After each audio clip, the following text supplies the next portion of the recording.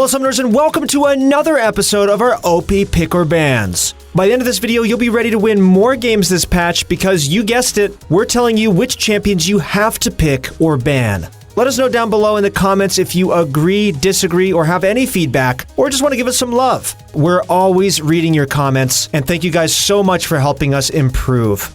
Alright, now it's time to cut the small talk and let's get started. Starting with the top lane, we have Aatrox. Yep, still OP. You can check out our 9.10 video to learn more about him. Alright, moving on. Renekton received buffs on patch 9.9 and has seen his win rate steadily climb. While his statistics aren't conveying the same information, our analysts chose Renekton because he's easy to play, has few matchups that are impossible to win, and is a solid pick into the 7 most played top lane champions last patch. When playing Renekton, focus on stacking up your Fury bar before long trades. Unlike other mana-less champions whose power levels are determined by Riot's balance team, Renekton's design uses Fury as a mechanic to help make his strength more adjustable. Like we said, Renekton isn't hard, so we don't want to talk too much about how to play him, but the biggest mistake you can make is empowering your second E for trades or all-ins. This is his weakest ability. It's only really good when you don't have other options. What is hard about Renekton is that his Fury depends heavily on his ability to hit the wave. One way to make sure you're ready to play Renekton is to have a good understanding of wave management. You can check out one of our other videos on our channel like the one here, as well as some other resources on ProGuides.com using the description link below, so that you can master this core concept of the game.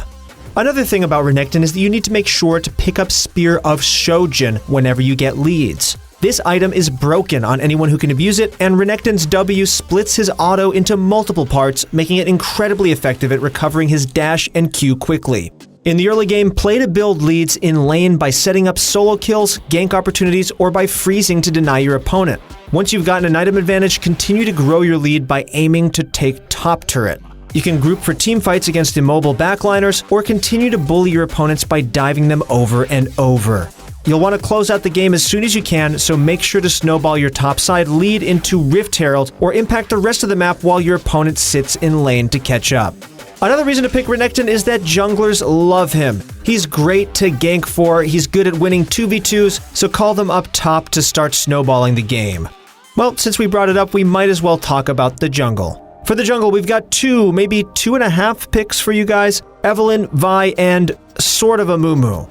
We know players aren't going to be surprised by Evelynn. She's a menace and brings agony upon her opponents. Her burst and pick-making abilities separate her from the rest of the pack in her ability to solo carry games. Her strengths are especially strong in solo queue because they exploit the most common mistakes: poor rotations, bad positioning, and lack of vision control.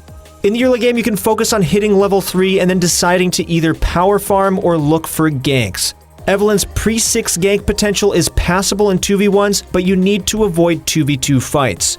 Evelynn's early game damage is low following her initial combo, so long fights won't pan out well for her. In terms of fighting the enemy jungler, the same concept applies. Fighting them is okay if you spot them out while they're low, otherwise avoid extended fights. As the game progresses, do what you do best and look for those gank and pick opportunities by keeping track of flash timers. Make sure to clear vision and make picks on any overextending carries or players who are trying to push a side lane by themselves. Use those picks to look for objectives or bait your opponents to try getting more vision and getting more follow-up picks. Once you hit 6 and unlock your stealth, make sure to be creative in your pathing. You can take a lot of routes other champions can't, so make sure to take advantage of this. Our next OP pick is Vi. Infamous for her ultimate's lockdown with little counterplay, she's a reliable pick who can snowball leads with her combination of hard engage and damage. Part of her newfound success is that Aftershock has emerged as her go-to keystone, resulting from the changes she received all the way back in 9.5. It synergizes well with her hard engage, gives her time to activate the attack speed portion of her W, and lets her survive long enough to get off multiple passive shields. Historically, Vi is a champion whose win rate is known to fall off hard in most elite gameplay. However, in her current state, she holds just below a 51% win rate when we look exclusively at Diamond Plus solo queue in Korea. Worldwide, her win rate is even higher, which is ridiculous considering how simple it is to execute her combos. You have lots of freedom planning your early game out as Vi. She has above average clear speed and her gank potential is also solid as a result of the distance she can cover with Q or Flash Q. Based off of lane matchups, you can decide on either playing proactively early or farming until level 6. 2v2s and 3v3s are great for Vi because of Aftershock. Unlike tanks who will front-load most of their damage and watch it fall off once Aftershock wears off, Vi can continue to pump out consistent DPS. Using her biggest strengths of hard engage, an excellent 2v2, 3v3 skirmishing is essential to winning games as Vi. Force plays on objectives and fights when teams aren't grouped up together, and in traditional 5v5s, look for opportunities through surprise flanks or diving together with other teammates. Ulting 1v5 into the backline won't work unless you're incredibly fed. For our sort of OP pick, we want to mention Amumu. He currently holds one of the highest win rates in solo queue games worldwide. Unlike Vi, however, his win rate falls off drastically in higher elos and even drops below 50% in some servers. If you're below Diamond 4, he's a solid pick for jungle mains and auto-filled players as long as you avoid the enemy jungler early on in losing matchups. You'll cry onto your jungle camps to clear them fast, but your mid laner's gonna be crying tears IRL if the enemy jungler plays aggressively to punish you for picking Amumu. Speaking of which, let's talk about the mid lane now. After flying off the radar for a while, Malzahar is our first pick for the mid lane. Malzahar is simple, safe, and able to execute game-winning plays with a single button. He provides so much utility and straightforward pick-making potential, we had to give him a spot in this patch's video. While there are many other strong contenders like Zed and Talon who dominate their lanes and snowball games, Malzahar can have the same impact while being less reliant on snowballing early leads. When playing Malzahar, your primary goal is to finish Lost Chapter in the early game. You can accomplish this by repeatedly fast pushing the wave with your E. By timing it so that it bounces between several minions, you'll be able to save mana and effectively neutralize your lane opponent. Once you hit level 6 and have Lost Chapter, you can perma-push your lane and roam, or you can call your jungler for a free kill via Flash plus R.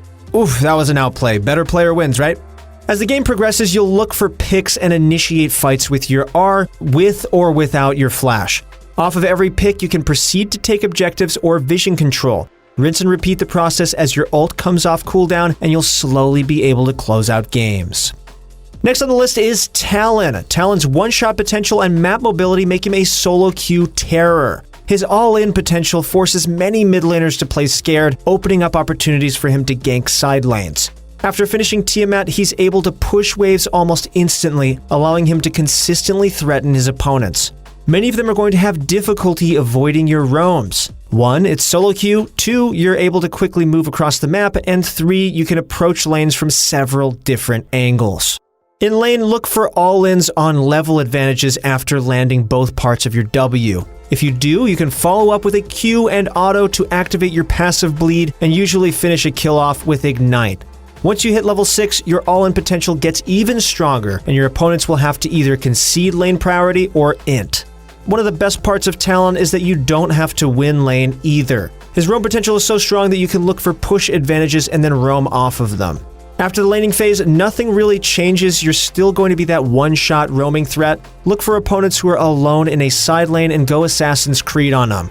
You should be able to race through the river and catch any opponents who are overextended. Otherwise, look to push in a side lane and roam to grouped fights while someone has to catch the waves. Moving down, let's go to the bot lane. Our pick for bot lane is Sivir. She might come as a surprise to you guys, but don't be fooled by her role as utility carry. At the moment, she's dishing out comparable amounts of damage to hyper carries while simultaneously empowering her teammates, making their jobs a lot easier. AD carries typically complain about how they're suffocated, not being able to start fights, and having to rely on their teams. When you pick Sivir, your R is the go button. Her single target damage is an S tier, but she's definitely above the middle of the pack and leads in AoE teamfight damage. Nerfs to other champions and other indirect buffs, like the buff to Essence Reaver, have brought up Sivir, and she's held the highest win rate for bot laners in patch 9.10. She's able to neutralize bad matchups by hard pushing and setting up ganks after 6, while also playing an oppressive role in even or winning ones. Sivir can permanently take lane priority, especially after finishing Essence Reaver, and makes it difficult for her opponents to look for any opportunities. When you play Sivir after the laning phase, it's brain dead easy. You have the best wave clear of any marksman, so you just need to push out side lanes and group mid, or take over for your mid laner while they go to a side lane. Any good opportunities you see for fights, you'll initiate with R, and your whole team knows it's go time. One thing our analysts agree upon is that Sivir Yuumi is the strongest bot lane duo going into the patch. Naturally, Yuumi is going to be our first pick for support. We mentioned Yuumi briefly at the end of our last OP pick or ban video, and our analysts were spot on with their prediction. After her hotfix, Yuumi's win rate climbed significantly and players are still improving with her. While Yuumi is supposed to fit a jack-of-all-trades niche, she's currently more like a star student getting straight A's. Sure, she's not the best at one thing, but she's pretty much good at everything. Yuumi provides both aggressive and defensive utility. She's also safe, she scales remarkably, and her only weakness is her early laning. But playing well and landing Q can mitigate this weakness. Especially when paired with a self-reliant AD carry like Sivir, Ezreal, or even Lucian, Yuumi can get past her short hump of weakness and make her team unstoppable. If you're going to be playing Yuumi, we suggest duoing. You're able to take your pick of 2 summoner spells between Exhaust, Ignite, and Heal, while your lane partner can run Teleport or Barrier. This puts you at a summoner spell advantage against opponents, especially if they run Teleport. Bot laners reap the benefits of having Yuumi as their support. The only reason we suggest doing this is because while OP, Yuumi isn't able to dictate much by herself. She's fragile when alone and relies heavily on having a teammate execute proper fundamental play for her. I mean, she's a little cat after all. Even your normal support tasks like warding are pretty risky, so it'll be beneficial to have someone to communicate with by your side. Playing Yuumi, your only goal is to scale, carry fights, and backseat drive your team. You won't be able to proactively look for plays, but you'll be able to win games off your team fighting presence alone. Our last pick for the patch is Thresh. Several pro players like Hakuo, Maria, and Bunny Fufu earned their fame playing him competitively. It really seems like there's no middle ground for Thresh. He's either OP or inting because his kit heavily relies on his ability to kill opponents and secure kills. At the moment, he's definitely on the OP side. Pick Thresh if you want to be the playmaker and are okay holding more of the responsibility on your shoulders. In lane, look for opportunities to hook when you have minion wave or power advantages, and roam when you have the opportunities to do so. If you do gain a lead bottom lane, call your jungler, force a fight, and look for tower or dragon. Also, call mid lane or jungle for help for dives when your opponents are low. Thresh is better than most other tanky champions for tower dives because he's ranged, surprisingly, and can drop tower aggro easily. In teamfights, stay alive as long as you can and abuse the short cooldown on your hook to get as much lockdown time as possible.